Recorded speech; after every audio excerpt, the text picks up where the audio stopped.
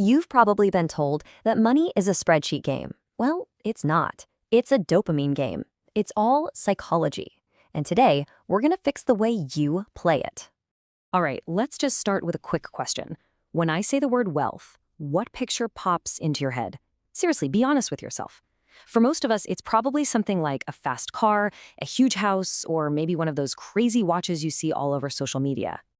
Yeah, most of us probably picture a guy just like this one. We'll call him Roger. You see the Porsche, and boom. Your brain's internal calculator just instantly spits out an answer, right? Okay, that guy is rich, he's one. It's not even a conscious thought. It's just this automatic, gut-level assumption we all make. But here's the paradox that just completely shatters that whole idea. When you see someone driving a $100,000 car, the only thing you actually know for sure, and I mean the absolute only thing, is that they have $100,000 less than they did a moment ago, or maybe $100,000 more in debt. That's it. That is the one and only piece of financial data you actually possess, period. So what we're looking at here is a fundamental glitch, like a bug in our mental software. Our brains are hardwired to process what we can see, the cars, the houses, the picture-perfect Instagram lives, and we automatically equate all that visible stuff with success. But the real story, the actual truth of someone's financial situation, their bank account, their investments, the assets they haven't spent, all of that is completely invisible. This massive gap between what we see and what's actually true, that's what I call the visibility trap. And listen, this isn't just some abstract theory. This is the very reason you might look at your own savings account and feel that anxious little knot in your stomach, like you're falling behind. We're constantly comparing our own private, behind-the-scenes reality to everyone else's public highlight reel. But don't worry, in just a minute, I'm going to show you exactly how to break free from this. Okay, so let's get really precise here, because this is the first big aha moment. Being rich is all about current income. It's visible spending. So that person in the Porsche, oh yeah, they're almost certainly rich. They have the income to make that car payment. Being rich is loud. It's flashy. It's designed to be seen. But wealth is the complete opposite. It's silent. It's invisible. Wealth is the income that you have that you don't spend. It's the nice car you decided not to buy. It's the first-class upgrade you passed on. Wealth is simply financial assets that haven't been turned into, well, stuff. So here's the crucial distinction. Being rich buys you things. Being wealthy buys you freedom. It buys you options. And this really gets to the absolute heart of the matter. Not spending the money you have isn't just a strategy for becoming wealthy. It is the very definition of wealth. It's the capital that stays with you, working for you, generating more options for your future. Now, if you're sitting there thinking, okay, this sounds painfully obvious, well, consider this story. When the singer Rihanna nearly went bankrupt, she sued her financial advisor.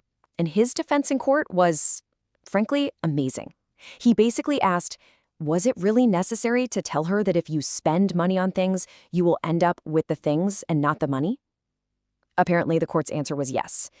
That is how powerful the visibility trap really is. This leads us right into what I call the millionaire misconception.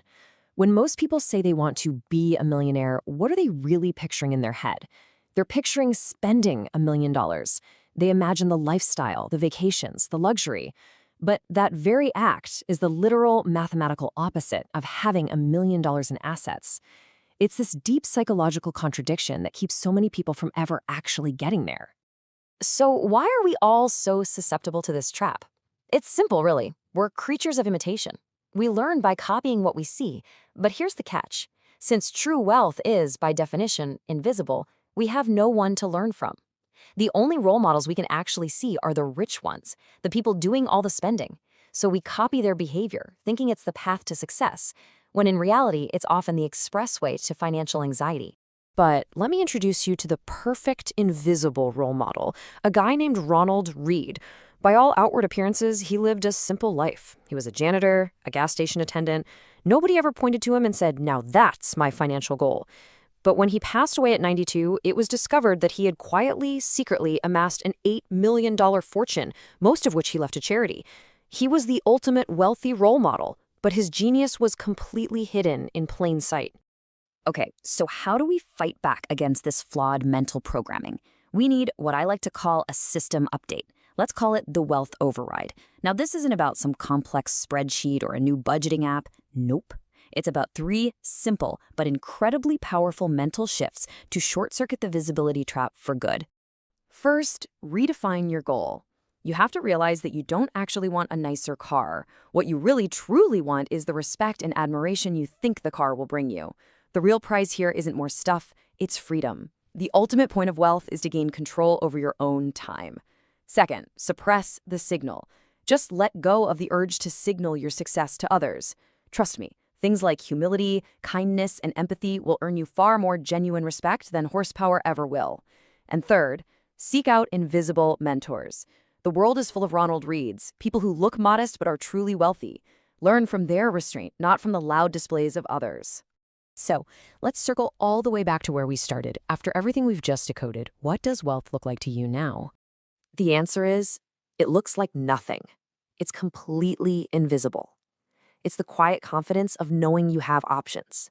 It's the nice car that wasn't bought, the flashy watch that wasn't worn, the first-class upgrade that was gracefully declined. It is the unseen freedom to wake up in the morning and say, I can do whatever I want today. That is true wealth. It's something you feel, not something you see. Thanks for watching, and I'll see you in the next video.